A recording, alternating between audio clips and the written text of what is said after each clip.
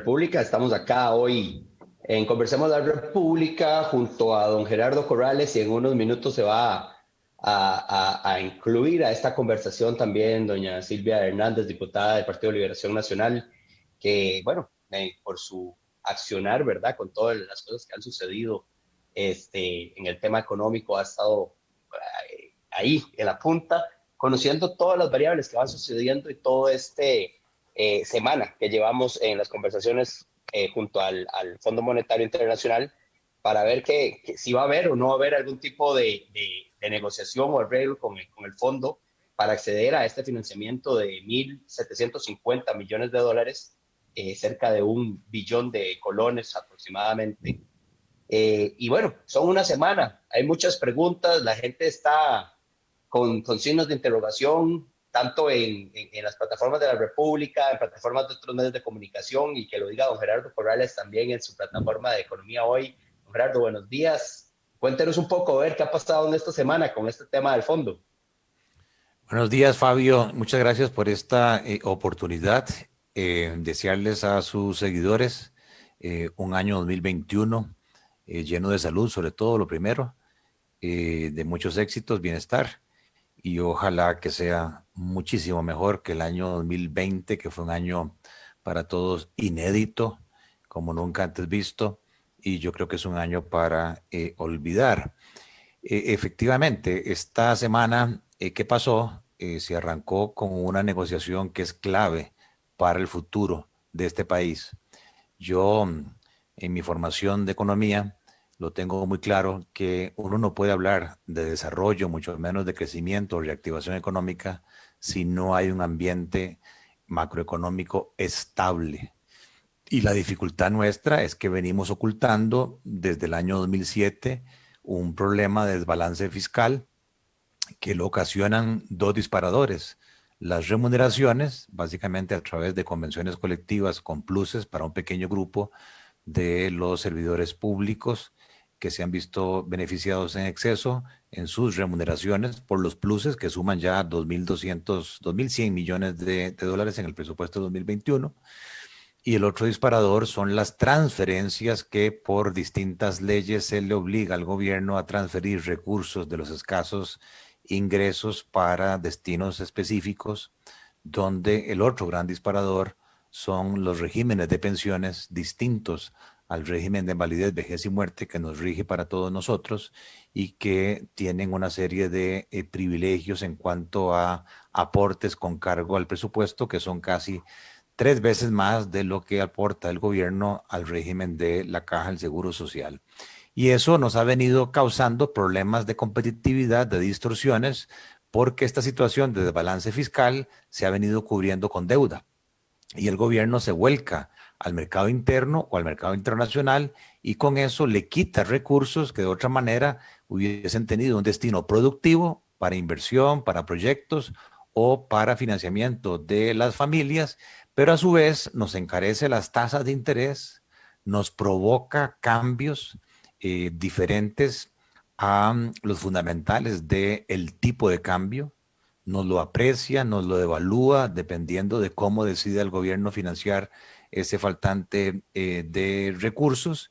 Y luego, pues lamentablemente también genera incertidumbre, genera temor, y eso hace de que la actividad económica se vea contraída, se vea reducida, y al final pagan los platos rotos alrededor de 1 millón de costarricenses que, aumentado por esta pandemia, están sufriendo problemas de desempleo o problemas de subempleo. Y por eso la importancia de lo que se está discutiendo con el Fondo Monetario Internacional, que mucha gente confunde, y gracias por este programa, porque creen que se está yendo al Fondo Monetario Internacional por la plata. No es así. Yo quiero aclarar eso, Fabio, de primera entrada. El presupuesto aprobado del 2021 más o menos son 20.000 millones de dólares y los impuestos apenas alcanzan para 9.000. O sea, el hueco fiscal anual es de 11.000 millones de dólares. De tal manera de que el crédito, facilidad ampliada que se llama con el fondo, que lo que pretende es tener acceso a un financiamiento de 1.750 millones de dólares a ser desembolsados en 3 años, o sea, no da ni 600 millones de dólares por año, ni siquiera alcanza para tapar el 5% del hueco fiscal. ¿Por qué estamos yendo entonces al fondo? Bueno, porque el fondo tiene la credibilidad, porque al fondo sí le creen, porque el fondo genera confianza, porque el fondo tiene la autoridad de obligar, una vez firmado un convenio, a que se hagan las reformas. Y es que nosotros, las distintas administraciones pasadas, hemos prometido o han prometido y no cumplen. Y por eso ya no nos creen. Y por eso las agencias calificadoras de riesgo nos han bajado ya prácticamente a un B. Y yo creo que lamentablemente, muy posiblemente veremos en las próximas semanas un B menos, a pesar del acuerdo con el fondo, porque las agencias quieren ver que efectivamente las reformas estructurales se hagan. Y de esa forma, entonces, creo yo que si logramos el acuerdo con el fondo, el año 2021, que es un año muy retador para el gobierno, porque tiene que levantar ese hueco fiscal de 11,000 millones de dólares en necesidades financieras, se le puede facilitar, las puertas se le pueden abrir con multilaterales, con eurobonos, con financiamiento interno. De otra manera, por más que digan que con la reserva monetaria se alcanza o que con los superávit de las descentralizadas alcanza, están engañando a la gente, no alcanza. Y eso es un poco el propósito de este programa, Fabio. Claro, no, no, por supuesto, es un tema de educación financiera que se necesita muchísimo desde una perspectiva de, como usted bien lo dice, de hecho, si vemos la cantidad de dinero que se estaría pidiendo en este financiamiento al Fondo Monetario Internacional, pues tampoco no está muy allá de ser muy cercano a lo que ya se ha hecho por medio de eurobonos, ¿verdad? Pero claro, usted lo dice de una forma muy clara y aquí saludamos de una vez también a doña Silvia Hernández, que ya está este, siendo parte de esta conversación que tenemos con el sobre el Fondo Monetario Internacional, pues que es el tema de la incertidumbre, don Gerardo. El tema de la incertidumbre es tan grande que ya la gente no cree en la forma de llegar del gobierno, digámoslo así, no digamos ni siquiera del gobierno, digamos de Costa Rica. Ya ese tema de incertidumbre no solamente es del empresariado, no solamente del consumidor, no solamente del costarricense, sino también son de los mercados, ¿no? Entonces, dejar ese tema de que no sabemos resolver nuestros propios problemas y que tenemos prácticamente 10 años de estar diciendo vamos a arreglarlo y no se arregla, esto es todo un problema gigantesco. Sí, efectivamente, Fabio, y saludos a doña Silvia, feliz año. Pues efectivamente, o sea, yo creo que la situación se ha venido acumulando desde el año 2007, decía, donde el último superávit fiscal fue de 0,6% del PIB, y creo yo que vamos a cerrar afortunadamente menos de lo que se preveía este año 2020, creo que vamos a estar en 8,8, pero aún así sigue siendo un déficit muy alto en toda Latinoamérica, y la forma en que se ha decidido llenar esos huecos ha sido con deuda, y eso nos ha llevado a que en el 2020, en mis números, la deuda va a estar cercana a los 41,000 millones de dólares. Quiere decir que cada costarricense, por efectos de gobierno central y su deuda, debe 8,000 dólares. Aparte de la deuda que tenga de su casa, de su carro, de la tarjeta, hay que estar conscientes que estamos endeudados. Pero además, los mercados nos ven con temor. Los mercados nos ven como bonos especulativos, nos ven como países de alto riesgo. Y por eso lo que se llama técnicamente el spread respecto a los bonos del Tesoro americano, que son considerados los bonos más seguros del mundo, nuestros spreads son de 9, 10 puntos. Cuando Panamá, si acaso, paga 3, paga 4. Y por eso Panamá puede obtener financiamiento a 40 años plazo a una tasa fija del 4%. A nosotros, si acaso, nos ponen plata a 10 años y a una tasa de interés entre el 10 y el 11% en dólares. De manera tal que mientras no tengamos estabilidad macroeconómica, de la cual depende este acuerdo con el Fondo Monetario Internacional, es iluso estar hablando de reactivación económica. ¿Qué empresa, qué familia se va a reactivar con tasas de interés en dólares del 11, del 12, 13%? No es posible llevar a cabo en aquel análisis que hacíamos de tasa interna de retorno o valor actual neto de un proyecto cuando el costo de fondos es de esa magnitud. Muchos proyectos quedan fuera de poder ejecutarse porque no son rentables, de manera tal que Ahorita creo yo que aparte de estas reuniones que está teniendo el equipo económico del gobierno con el fondo, la responsabilidad, la papa caliente se la van a mandar a la Asamblea Legislativa. Y que dicha que está aquí doña Silvia, porque ella es la que nos va a contar de cómo está viendo los toros de la barrera con los distintos proyectos que el Ejecutivo ha mencionado y que ahora podemos repasar. Claro, por supuesto, doña Silvia, muy buenos días. Claro que es un momento llegó apenas para hacerle la pregunta, principalmente porque sabemos que por itinerario mañana le toca a los diputados conversar con doña Manuela Goretti, que es la jefa de misión del Fondo Monetario que está haciendo todas estas conversaciones para una posible negociación, porque eso es otra cosa que la gente no entiende. Ahorita no estamos negociando nada, se están mapeando opciones para negociar. Pero bueno, es parte de las conversaciones que tenemos aquí. Doña Silvia, muy buenos días, ¿cómo está? Muy buenos días, Fabio. Un saludo a don Gerardo y a todas las personas que también nos escuchan y nos acompañan esta mañana. Antes de conectarme, leía un mensaje de un usuario que señalaba la importancia de abrir estos espacios para poder llevar un mensaje. Y a mí me quedó sonando mucho eso, porque uno esperaría que ese rol de alguna forma lo haga el gobierno. Uno esperaría una mayor transparencia, un mayor abordaje de la información para poder darle no solamente tranquilidad al proceso, sino confianza, mayor elemento de credibilidad. En el caso de Liberación Nacional, déjeme contarle que nosotros desde la mañana estamos reunidos como fracción sosteniendo una encerrona para hablar el tema de empleo público. Creemos que es uno de los proyectos por el lado del gasto que debería de iniciar, que debería de ser de los primeros, sino el primero, y a partir de esta semana ya va a ir teniendo sus últimos procesos legislativos, que es verle las mociones que tiene ese proyecto. Tiene más de 88 mociones presentadas. Y bueno, como fracción hemos venido tratando de articular un consenso que no lo está construyendo ni lo está negociando el gobierno, lo construyen las voluntades y las fuerzas de las propias fracciones legislativas representadas en la Asamblea Legislativa. Y eso también denota mucho el interés o desinterés que tiene el impulsor o el líder de una negociación ante el Fondo Monetario como la que se está llevando en este momento.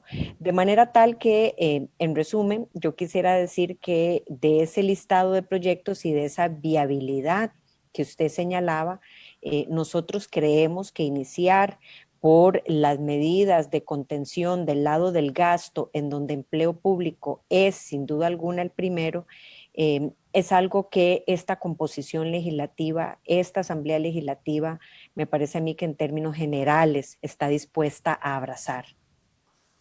Claro. El tema de reestructuración en la organización del Estado de Costa Rica es algo que hemos venido pateando, yo creo que en los últimos 3 gobiernos, y ahí se ha ido, y bueno, obviamente con circunstancias muy diferentes que dejaban que la bola se pateara. El problema es que todo esto crea una bola de nieve y además cae una pandemia, que eso fue como meterle otra bola de nieve más, ¿verdad? Al problema que ya se venía cayendo. Don Gerardo, ¿qué tan importante es realmente este tema de la reforma en el empleo público? Usted que ha hecho números, que sabe que no le cierran tampoco los números que da el Ministerio de Hacienda, ¿qué tan importante es empezar por el empleo público? Bueno, me parece a mí que es fundamental porque el presupuesto aprobado por la Asamblea Legislativa, como sabemos, de acuerdo con la Constitución, el gobierno se lo presenta a la Asamblea, eh, es de casi 20.000 millones de dólares y el componente principal precisamente son las remuneraciones, se lleva el 25% del presupuesto, son casi 5.000 millones de dólares. Eso es el 8% del Producto Interno Bruto que se dedica a remuneraciones. De hecho, el último informe de la OCDE nos manifiesta que el 50% de los ingresos del gobierno se van en remuneraciones. Y cuando lo comparamos solamente con los impuestos, el 62% de los impuestos se va para pagar remuneraciones. ¿Cómo se componen esos 5.000 millones de dólares? Bueno, y resulta que la mitad son pluses. 2.500 millones de dólares se van en incentivos salariales que se han creado en función de un artificio legal que se llaman convenciones colectivas. Y esas convenciones colectivas, decía, han creado estos pluses que ya son una cifra de 2.500 millones de dólares, incluyendo las cargas sociales, y eso se lleva prácticamente alrededor de un 13% de todo el presupuesto nacional, de manera tal que para el futuro de este país, yo creo que es fundamental esa discusión que se está dando en el Congreso, no con el ánimo de lastimar a nadie. No, no, los derechos adquiridos en un país de leyes hay que respetarlos, pero sí hay que poner en orden como en nuestras empresas privadas lo hacemos todos los años. Uno contrata una firma especializada para que le haga un estudio de mercado de dónde andan las remuneraciones, los salarios de mercado, para que los salarios de la empresa sean competitivos y evitar que uno pierda buen recurso humano. Bueno, igual debería ser a nivel de el sistema de remuneraciones del sector público, que esté en función de competitividad, que esté en función de productividad, que esté en función de las habilidades, de la formación académica, de la experiencia de las personas, pero que no esté en función de una serie de privilegios sin mayor justificación en favor no de la mayoría de los empleados públicos, porque todos sabemos que la mayoría está por debajo del millón de colones, pero sí hay una pequeña casta que ha venido beneficiándose con salarios incluso de 2 dígitos de millones de salarios, y que incluso ahora con el adelanto del salario escolar hay algunos funcionarios que van a recibir 20 millones, 30 millones, en una situación donde 1 millón de costarricenses está sufriendo problemas de ingresos laborales. Me parece que es una bofetada y no corresponde. Por lo tanto, creo que el gobierno estima que ese proyecto en el mejor año, digamos, le puede llegar a dar casi un 1% del Producto Interno Bruto, que es como el 25% del déficit primario que está sufriendo el país. Entonces, yo creo que sí, o sea, si no está ese cimiento, por más que algunos digan que lo impuso, que no lo impuso, que el FMI lo quiere o no lo quiere, como país, nosotros maduramente y dejando a un lado el cálculo político, debemos decir esto no está bien, hay que corregirlo, y a ese proyecto dictaminado hay que aprobarle las mociones, entiendo yo, algunas de las cuales doña Silvia ha presentado. Perfecto. Doña Silvia, dentro de la Asamblea, ¿cómo lo sienten ustedes? Obviamente, ya lo estás mencionando, que hoy estaba en una encerrona de parte de Liberación Nacional viendo este tema de empleo público. ¿Hay viabilidad? ¿No hay viabilidad? ¿Cómo está el tema? Y además, lo más importante, ¿en qué quedará? O sea, se habla por ahí de un tema, de un esquema de salario global, ¿verdad? Donde hayan respectivas categorías y todos tengan un salario equilibrado sin importar en qué parte del sector público se encuentran. Otros dicen que el esquema de salarios más pluses actual debería mantenerse en algunas circunstancias y principalmente sobre varios que tienen mucha diferenciación, ¿verdad? ¿Cómo está el tema? ¿Cómo lo ve? Y como lo decimos, esto es prioritario desde la perspectiva de una negociación con el Fondo Monetario, porque hay que hacer recorte de gasto sí o sí. Sí, Fabio, a mí me gustaría poder ampliar ahí un par de aspectos. Primero, yo diría dos temas muy importantes. Lo que señalaba don Gerardo Corrales no es un tema menor en cuanto a los números o rendimientos de muchas de estas propuestas que están sobre la mesa, en donde empleo público, más allá de si esos números del gobierno están muy alegres o no, parece que es de donde hay un mayor rendimiento a lo largo de esa propuesta. La discusión de empleo público no es una discusión que llega el día de hoy o en el marco de una negociación con el Fondo Monetario Internacional a la mesa de discusión. Este tema se ha tratado de mejorar, de emparejar una cancha, de eliminar disparidades odiosas que existen entre funcionarios con las mismas competencias, las mismas funciones, simple y sencillamente con salarios distintos. Lo que pasa es que en el pasado mucha de la discusión dejó por fuera los funcionarios actuales y se centraba estrictamente en los funcionarios nuevos, aquellos que iban a entrar y qué reglas del juego le iban a incluir. Esto nada más para dejar sobre la mesa que en aquel momento, hace por lo menos 6 años, 8 años, cuando se dio la última discusión de empleo público, solo incluía a los funcionarios nuevos porque se creía que iba a tomar mucho tiempo en ver los réditos o los, digamos, los regresos, el retorno de incluir a todos.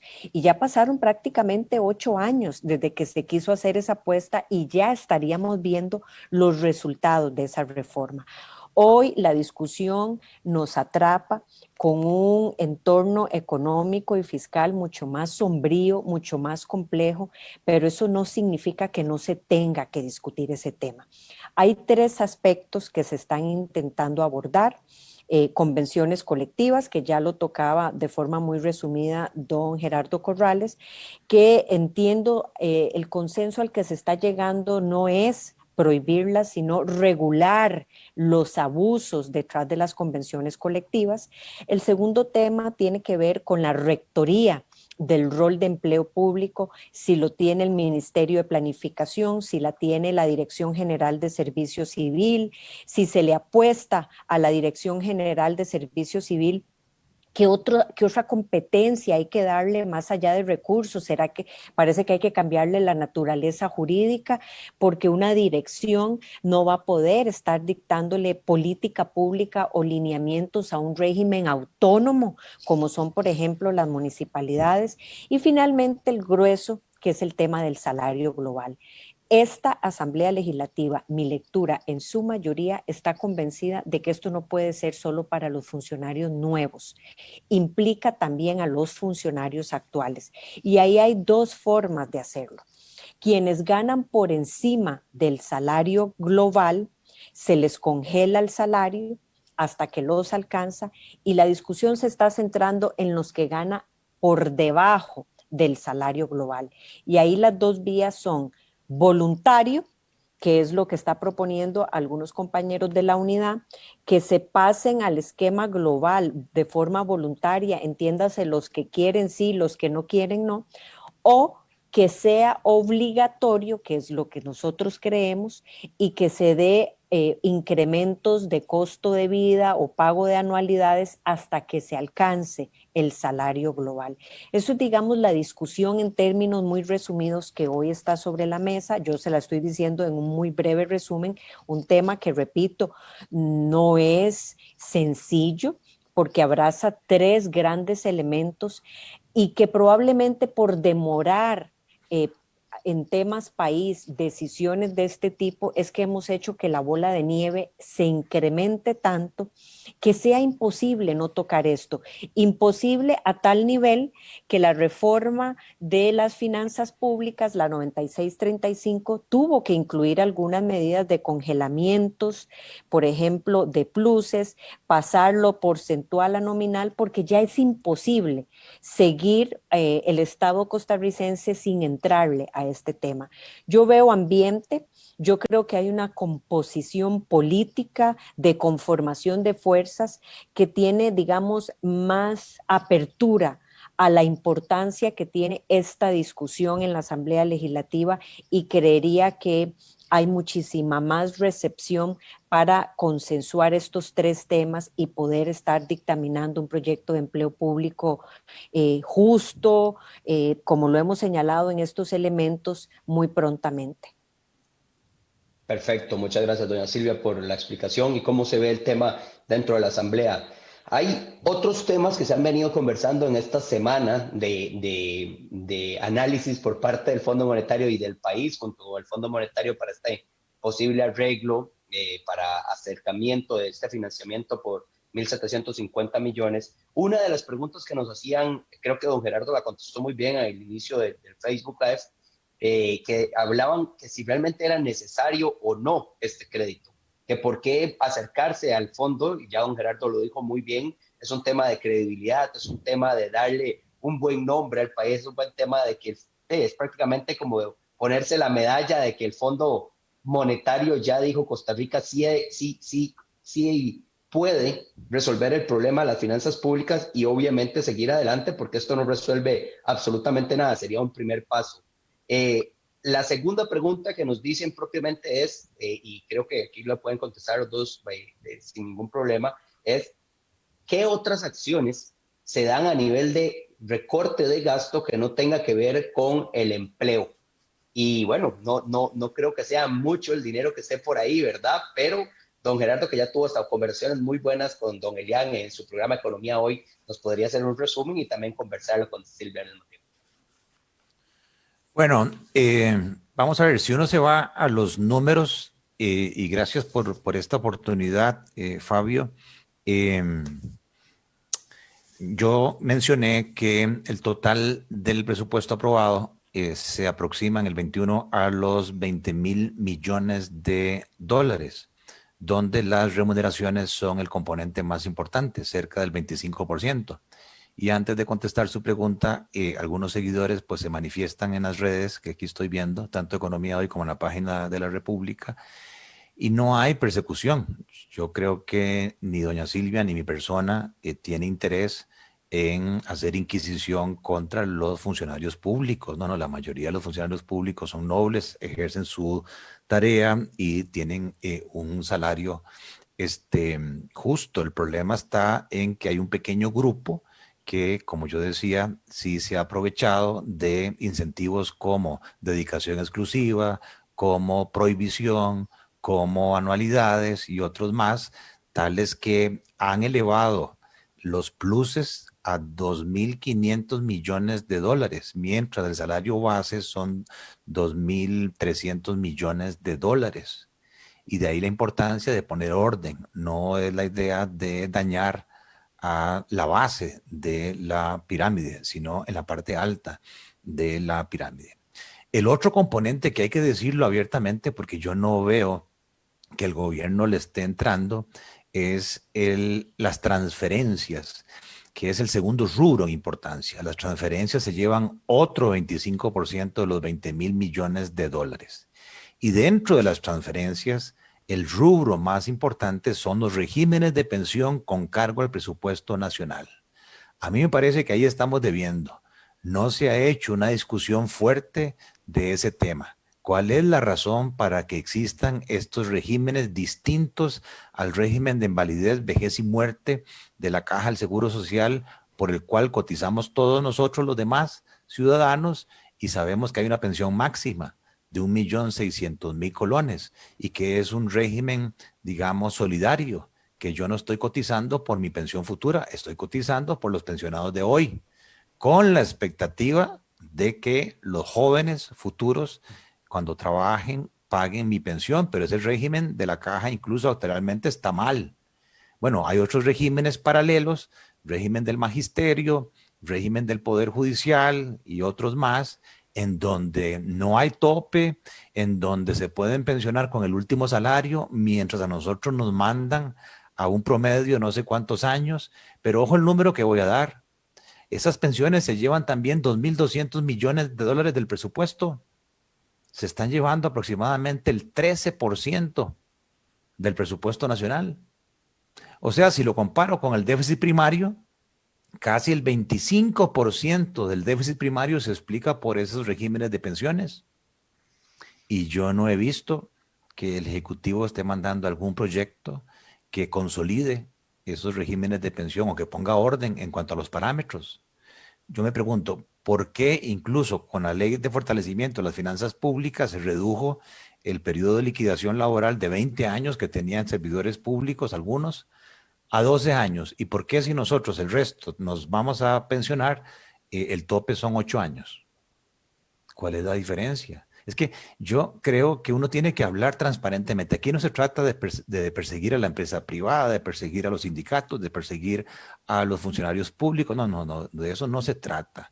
De lo que se trata es que nosotros nos hemos endeudado de un 28% del Producto Interno Bruto, que era el apalancamiento en el año 2007, a este año 70%. Hemos vivido de deudas y le estamos dejando a nuestros hijos, a nuestros nietos, un país endeudado que nosotros disfrutamos. No se vale. A mí no me dejaron un país endeudado, a mí me dejaron un país sano macroeconómicamente, de manera tal que creo que es nuestra responsabilidad como generaciones antes de irnos de este mundo, dejar las cosas arregladas. Y uno de esos temas es la unificación de los regímenes de pensiones. Tengo otros comentarios de otros rubros de gastos distintos a salarios, pero si quiere le dejo el espacio a doña Silvia.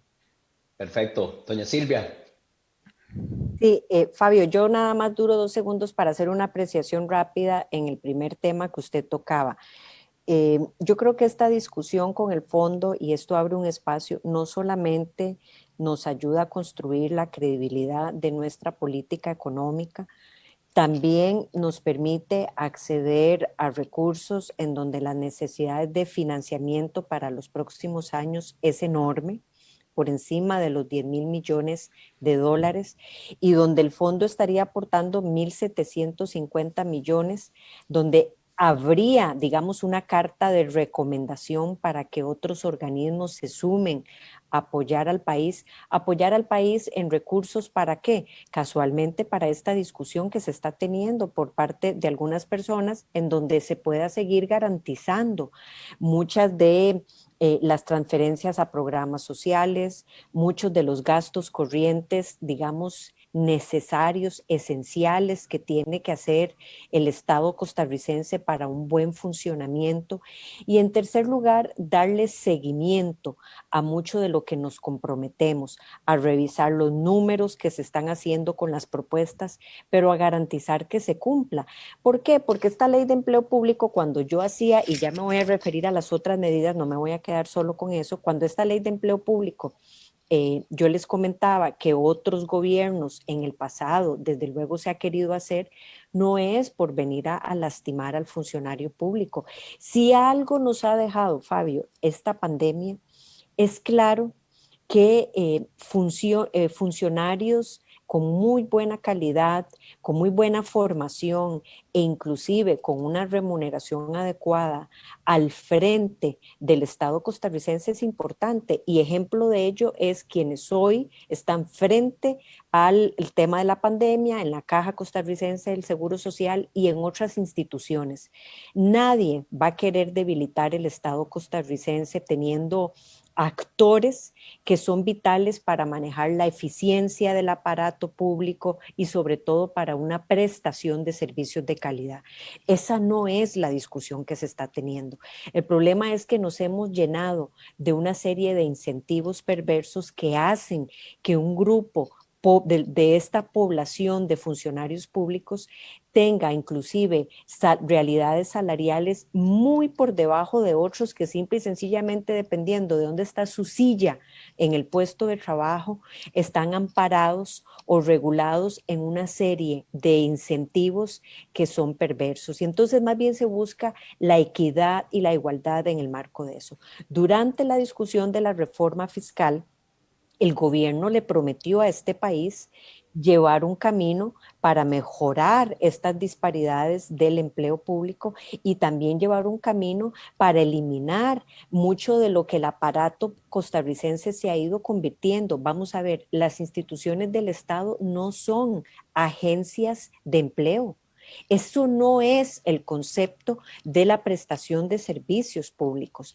Entonces, hay instituciones que hacen una doble funcionalidad o están teniendo programas repetidos, y donde esa discusión, nos guste o no nos guste, hay que darla en la duplicidad de funciones, pero además en instituciones y en empresas públicas del Estado que perdieron su norte y que más bien están, en lugar de dar una prestación de servicio en donde las utilidades se refleje en una mejor tarifa que beneficie, por ejemplo, a las familias, a los hogares, a la atracción de empleo, se han vuelto por excelencia a creer que son agencias de empleo. Y eso no es lo que se busca en este aparato. Entonces, hay algunas medidas que yo quisiera referirme que el gobierno ha presentado en esta discusión y que a mí me llama poderosamente la atención.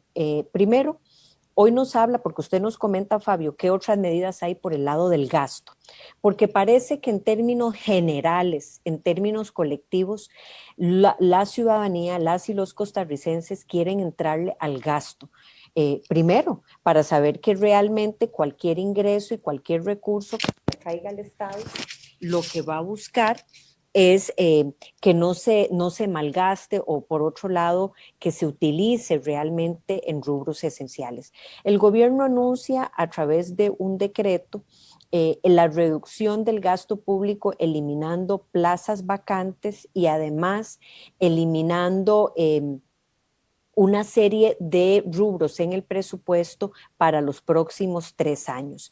Y a mí me parece muy importante, pero mucho de eso lo pudo haber hecho, primero, perdón, esto no lo presentó por decreto, por proyecto de ley, mucho lo pudo haber hecho por decreto, pero sobre todo lo más contradictorio es que satanizó muchas de estas acciones a lo largo de la discusión del presupuesto. Muchos lo pusimos sobre la mesa en la discusión del presupuesto y el gobierno lo que hizo es más bien tirar a las instituciones a generar un rechazo, una adversación a estas medidas, diciendo que las plazas no se deberían de congelar y que reducir presupuesto en rubros de consultorías, reducir presupuesto, digamos, en una serie de rubros como cambio de flotilla vehicular, de forma muy reducida en muchas de las instituciones, se vio como algo incorrecto. Ahora lo presentan como una medida que no es menor, y a ese es el punto al que quiero llegar. Las reducciones que nosotros le hicimos en el presupuesto 2021, liderado por algunos diputados que se atrevieron a presentar, o que nos atrevimos a presentar estas medidas que tanto rechazó o censuró el gobierno, no fueron menores en cuanto a los alcances que posteriormente tuvieron. El problema es que no son estructurales, y ese ahorro que se generó, no, yo sé que tal vez don Gerardo dirá, bueno, muy poco para el tamaño de un presupuesto. Sí, pero fueron realmente significativas en cuanto a la posibilidad de que ya la regla fiscal, nos guste o no nos guste, en los presupuestos futuros va a ir reduciendo enormemente el crecimiento. Y sumarle a eso una reducción al presupuesto de verdad es muy significativo. Así también el gobierno presenta otros proyectos de ley que tiene que ver, por ejemplo, con quitarle un impuesto especial a los premios de la lotería y juegos de azar. Eso ya se presentó, todavía no hemos empezado una discusión en ese proyecto.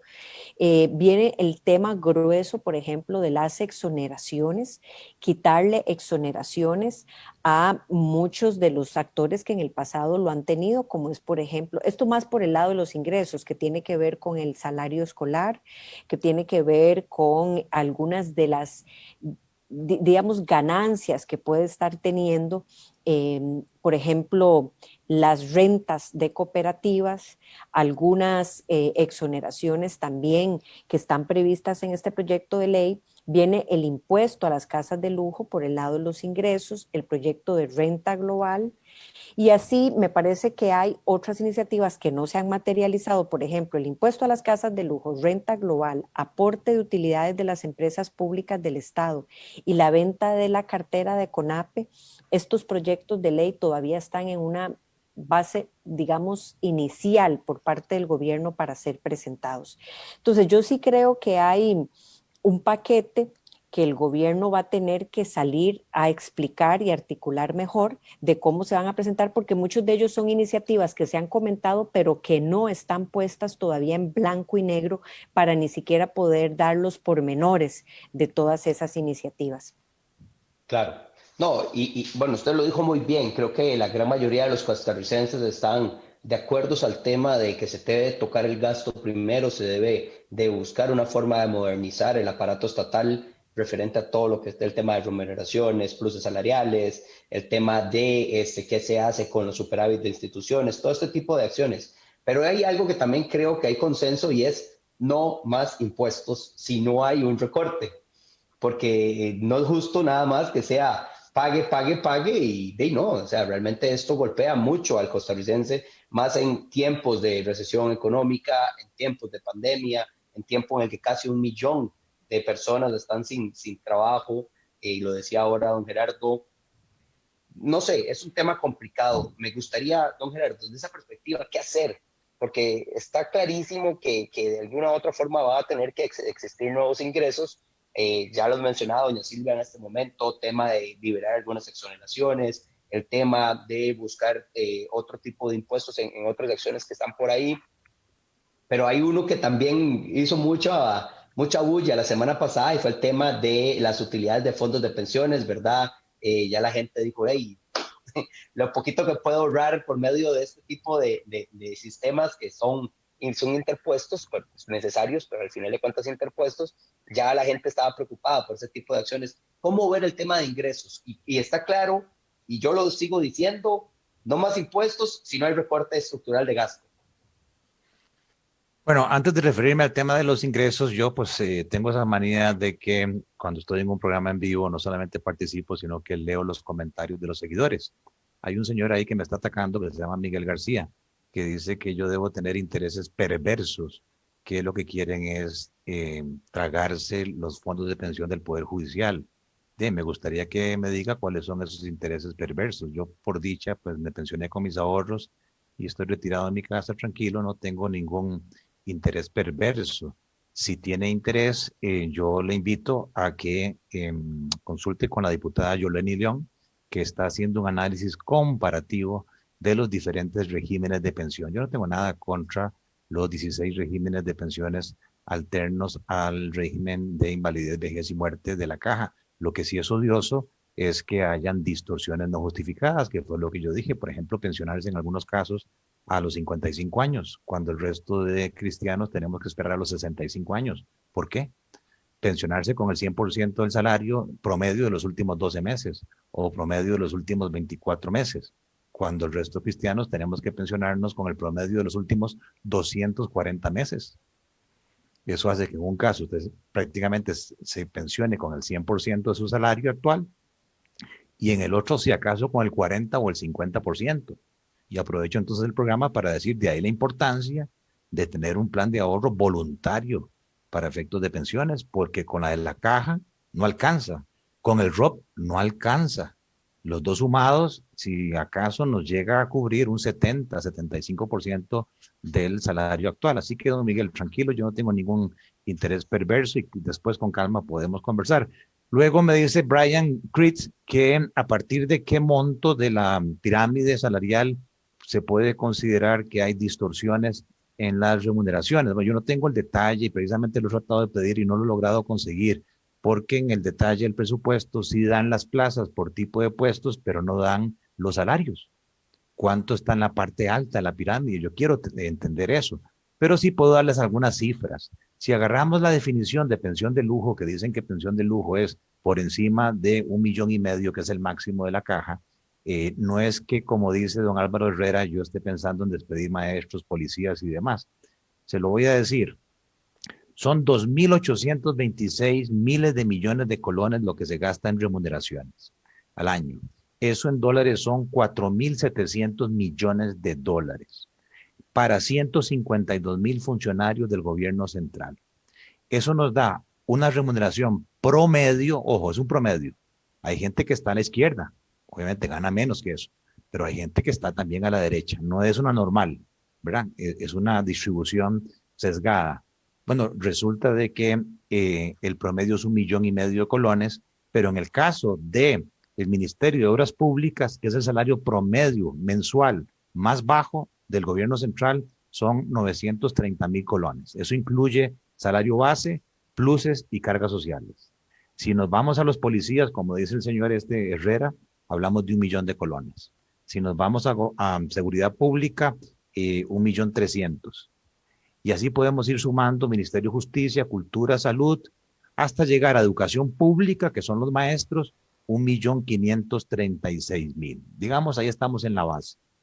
Voy a la parte alta de la pirámide. Ministerio de Relaciones Exteriores, 3,640,000 colones salario promedio.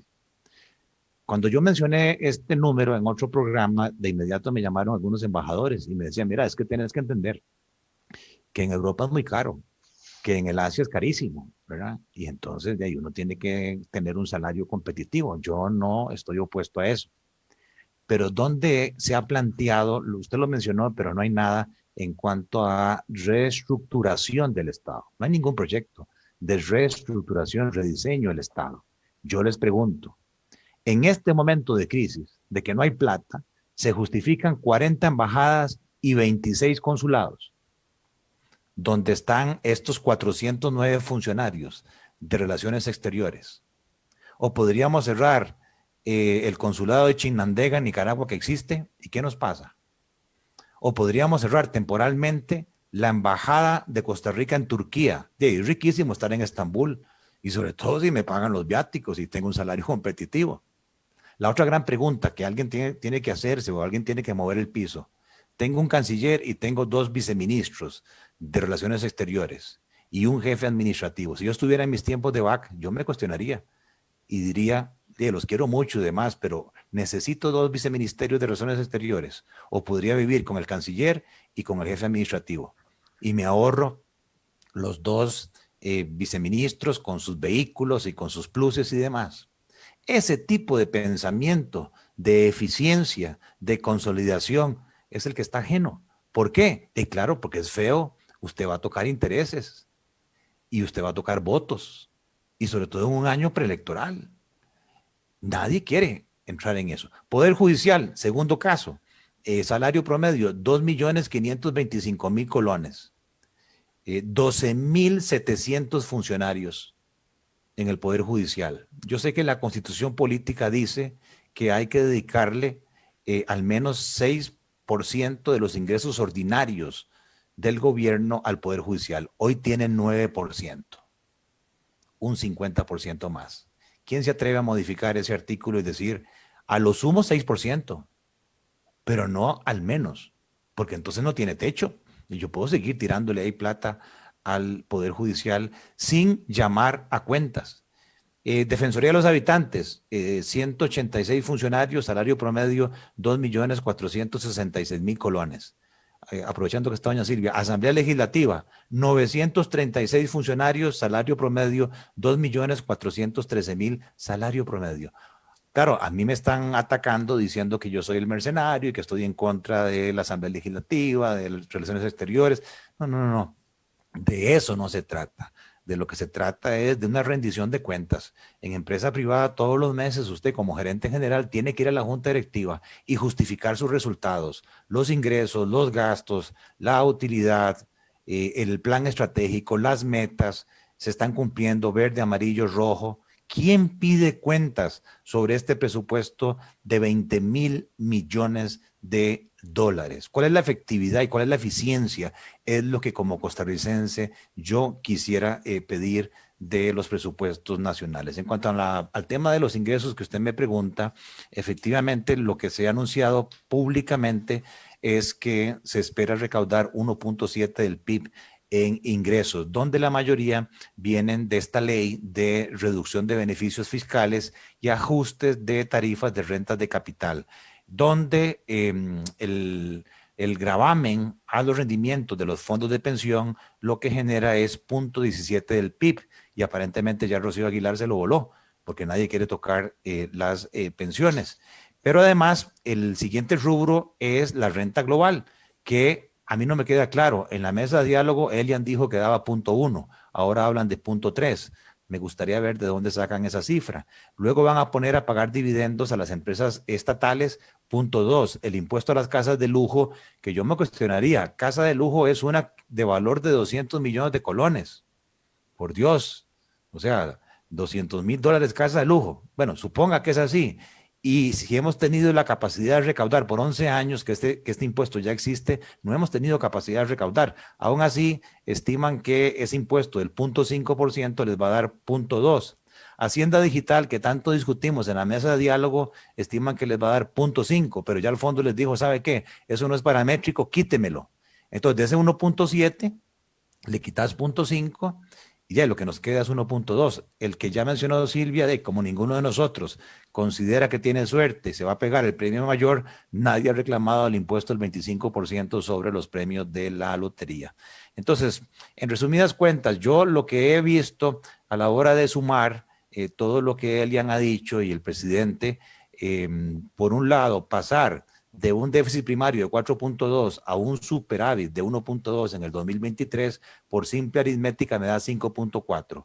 Y los ajustes de ingresos y gastos, en el mejor de los casos, y haciéndole el favorcito, se acercan a 4 puntos del PIB. No me queda claro por qué esta propuesta es suficiente. A mí me parece que el fondo, que son expertos en números, los van a revolcar y les van a decir, no me está cerrando. ¿De dónde viene la diferencia? Y es ahí donde el tema de nuevos ingresos es necesario. Fabio, si usted despidiera la totalidad de los 152,000 funcionarios del gobierno, cosa que es imposible porque necesitamos los servicios del sector público, si usted eliminara todas las transferencias del presupuesto, a lo sumo lo que le da eso son 9,000 millones de dólares. Y el faltante anual dijimos que era 11,000. Y aún así le faltan 2,000 millones. ¿Por qué? Porque el servicio de la deuda que hemos venido acumulando, ¿verdad? Desde el 2007 se lleva ya casi el 45% de los 20,000 millones. Eso es lo que nos está ahogando.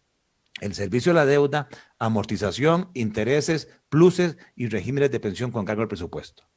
Y una reforma estatal. Esos son los 5 elementos que deberían conformar una discusión de fondo de reforma estructural del Estado.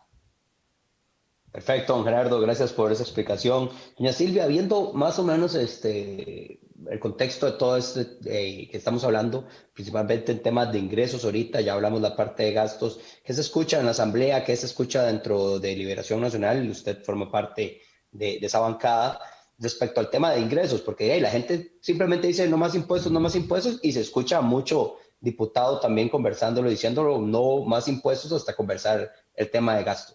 Uh-huh.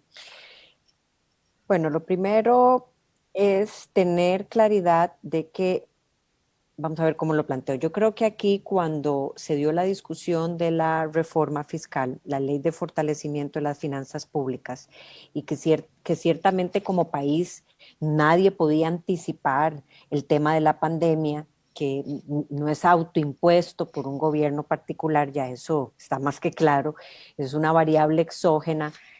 Lo cierto del caso es que había una discusión de si este tema de la reforma era suficiente. En ese momento, para atraerle más recursos a la olla del Estado costarricense, se aprobaron medidas incluyendo una amnistía tributaria, que fue lo que más peso tuvo en el rendimiento de medidas, digamos, en la atracción de recursos. Esto lo pongo sobre la mesa porque uno lo que puede hoy es tener una discusión de si vamos a pasar algunas medidas que nos hagan salir tímidamente o levemente con el ajuste necesario, o vamos a intentar como país entrarle de cabeza a muchos, digamos, de esos problemas estructurales. Eso dependerá de el rol que vaya a tener el gobierno como líder de esta negociación, dependerá también, digamos, de cómo el Fondo Monetario esté leyendo a Costa Rica. Yo no tengo duda de que ante la visión del Fondo Monetario el país es visto como una excepción de la región, por sus réditos, por sus logros, por sus créditos, y donde el tema fiscal no es un tema menor, pero digamos que es un lunar muy importante, muy dañino en un mar de cosas buenas que tiene Costa Rica. Sin embargo, eso no nos va a eximir de ir caminando en una discusión que podemos, cuando decimos la frase o la expresión de patear la bola, volver a tener una discusión en donde recojamos los ingresos mínimos para salir a flote en un gobierno particular, o entrar a ver, digamos, esos problemas de Estado que decíamos al inicio. Todos sabemos qué hay que hacer, pero lo hemos venido demorando. En el ámbito de la Asamblea Legislativa, yo quiero hacer énfasis a un tema que no es menor. Hay una composición política, desde mi punto de vista, que facilitará que muchas de estas discusiones por lo menos se den, porque en el pasado esto era imposible. Y déjeme poner un ejemplo más claro. Cuando el Partido Acción Ciudadana era oposición, usted no podía ni siquiera traer estos temas a la mesa. Hoy, siendo gobierno, esa composición política los obliga, creería uno, a comportarse con muchísimo más responsabilidad. en el marco de las discusiones. Y yendo muy puntual, y tampoco tenemos una cantidad de diputados de otras fracciones que se oponían a portas a una discusión de este tipo simple y sencillamente por la defensa de algunos intereses electorales. Entonces, quitando toda esa discusión y tratando de tener una discusión país de fondo, mucho más seria, más responsable, a mí me parece que yo siento una asamblea legislativa con una voluntad de no quemar, diríamos, los puentes de entrada y por lo menos tener la apertura para esta discusión que el país necesita. Yo sí encuentro esa disposición. Lo otro que encuentro es una asamblea que no quiere que le den a tolillo con el dedo y entonces está dispuesta a entrar primero al rubro o a las medidas por el lado del gasto antes de tener una discusión de cualquier tipo. ¿Por qué? Porque inclusive es el momento para medir comportamientos de la propia fracción de gobierno.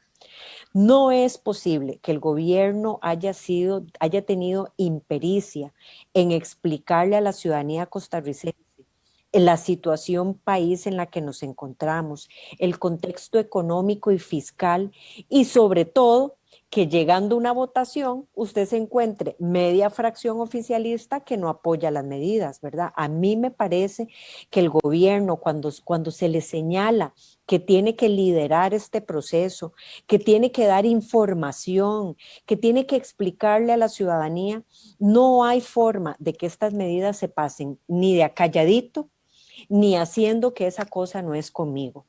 Yo lo decía el día de ayer en un programa, durante la discusión de la reforma fiscal, que yo fui integrante de esa comisión, el Partido Acción Ciudadana guardó un silencio escandaloso en la defensa de esa reforma, de esa gran reforma fiscal, como quien dice, eso no es conmigo.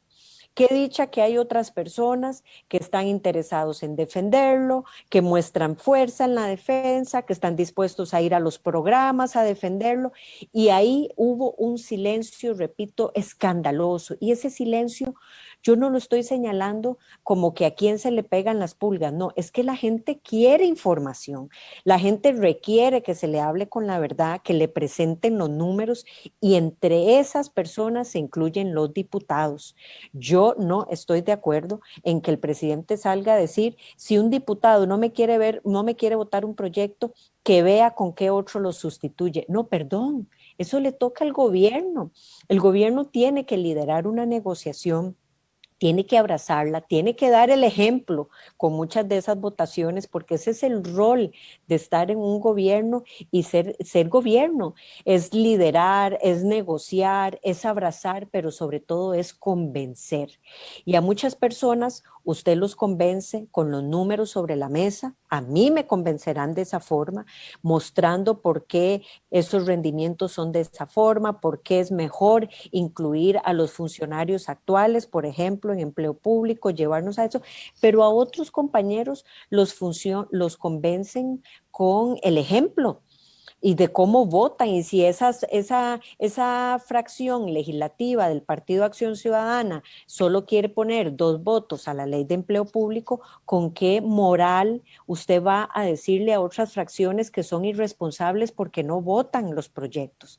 Entonces, esto no me confundan, no es un juego ni es una discusión de si somos o no somos responsables o si hay excusa para no hacerlo. Yo no estoy diciendo eso. Yo lo que estoy señalando es que yo encuentro ambiente, encuentro una composición legislativa que lo facilita como una medida de piso y ahora el gobierno tiene que mostrar el liderazgo y la habilidad para abrazar las negociaciones de todas las fracciones, no dar por sentado que tiene algunos votos garantizados y por el contrario dar confianza al país, a la ciudadanía, a la Asamblea Legislativa y al Fondo Monetario Internacional, desde luego, de que va a llevar adelante muchas medidas y que tienen el abrazo y el consenso porque son necesarias, porque las ha explicado con amplitud, porque ha demostrado cuál es el problema de no hacerlos, porque ha demostrado por qué hay que hacer algunos de estos cambios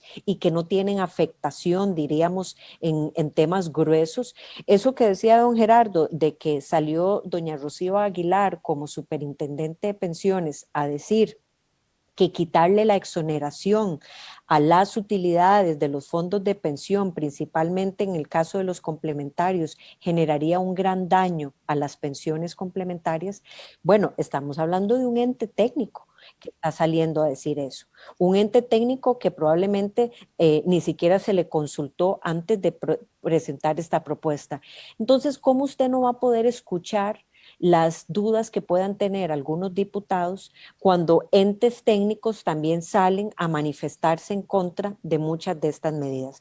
Entonces, ahí viene la posibilidad de liderazgo del gobierno, de ir y sentarse y decir, bueno, veamos cómo arreglamos esto, cómo manejamos esto, pero no puede ser un problema de, ahí se lo dejo, Asamblea Legislativa, vean a ver si lo votan. Vean a ver si la voluntad les alcanza y vean a ver si la presión de algunos medios les alcanza para que ustedes vayan a votar sí o sí. De eso no se trata esta digamos, gran posibilidad de caminar en muchos de nuestros problemas estructurales que han estado en pausa, pero que todos sabemos que hay que hacerlo y el problema es cuándo se hace. Claro, claro. ¿Es ahora o nunca? Creo yo el tema de una reforma del Estado es ya el momento de tomar determinaciones con la parte financiera para ser responsables con un país tan lindo que tenemos que podemos perderlo porque significa un montón de circunstancias que al final se reflejan en la sociedad, se reflejan en lo económico de las familias costarricenses. Se nos está acabando el tiempo, les voy a regalar 5 minutos a ambos para que den un cierre sobre lo que puede pasar esta semana, lo que puede pasar con el Fondo Monetario.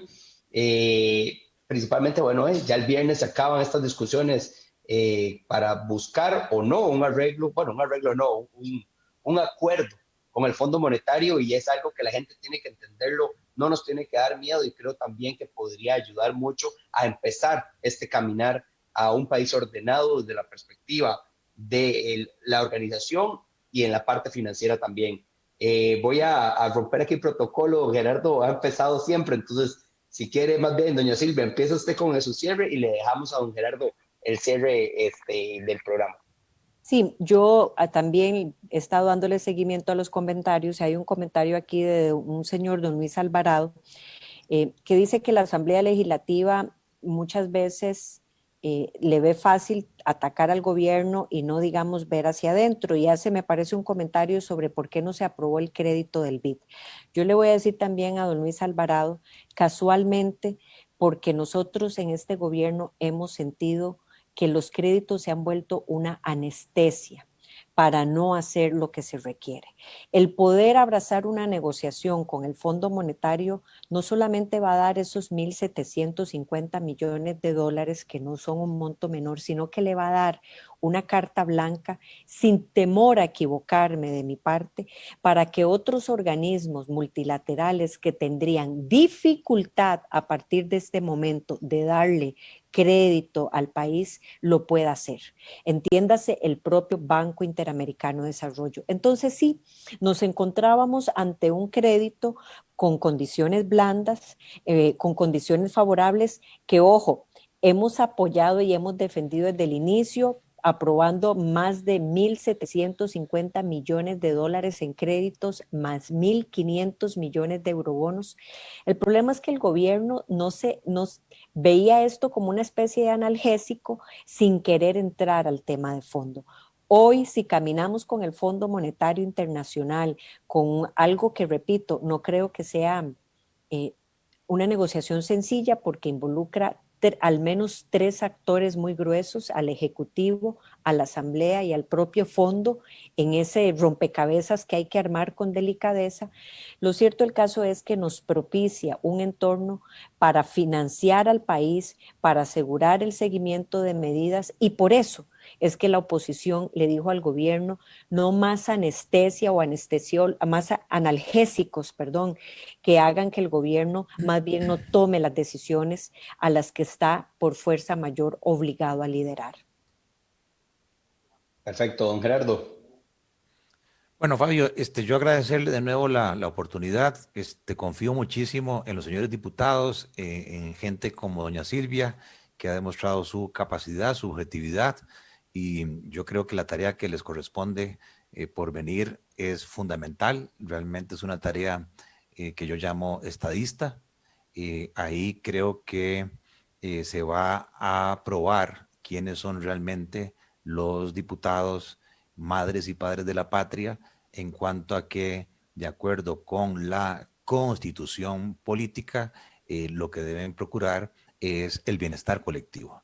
No es que uno esté en contra del Estado. De hecho, requerimos, todos queremos, y yo soy producto de eso, soy producto de una educación pública, competitiva, de calidad, de un sistema de salud, ¿verdad?, que ha sido ejemplo, también de la seguridad física, de la seguridad jurídica, de la justicia, y también pues requerimos servicios de infraestructura.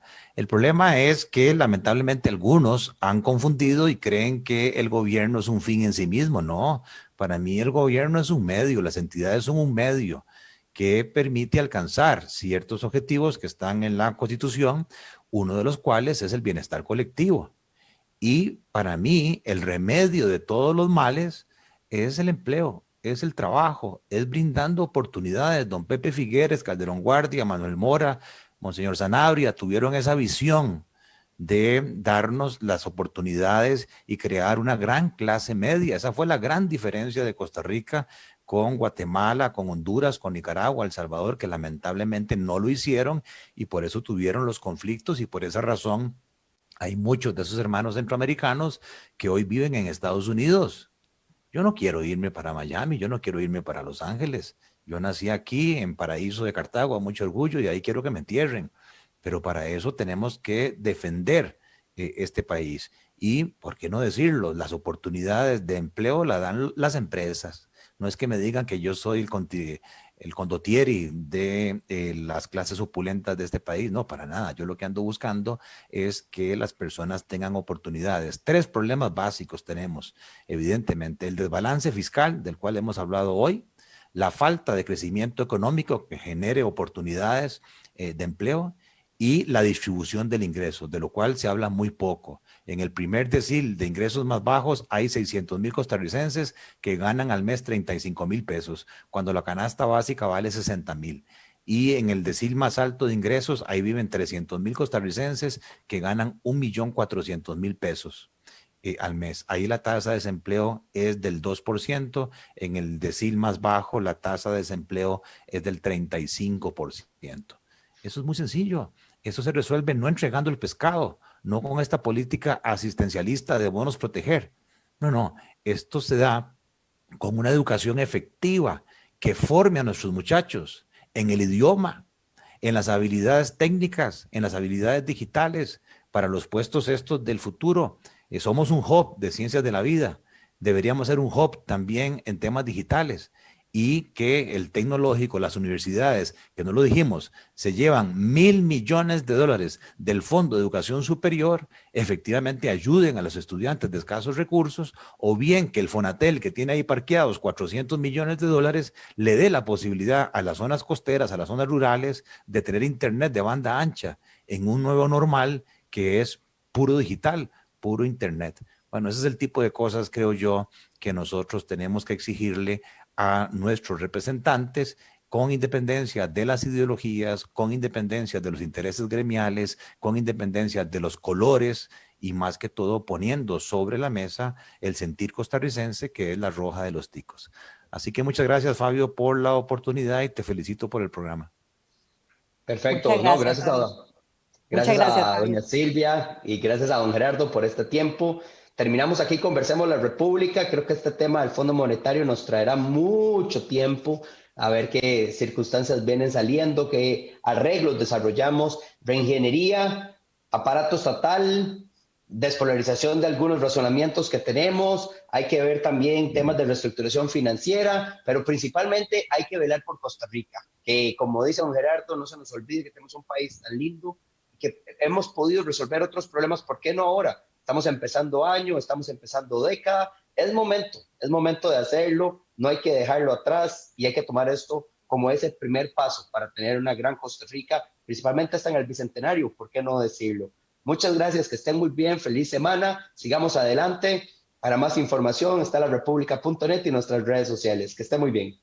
Hasta luego, buenos días. Buenos días, muchas gracias.